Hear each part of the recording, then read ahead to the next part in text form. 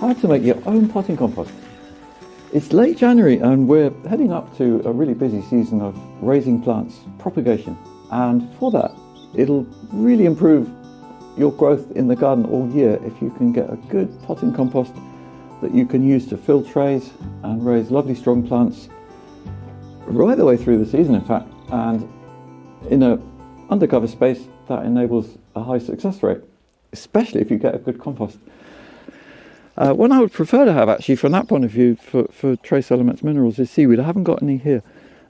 You can buy seaweed in powder, and if you can get it as a green powder, there's a company in Ireland called Better Plants, I think, who sell seaweed powder, make it in a very low heat way, and I had good results from that last year. I've used it all up now.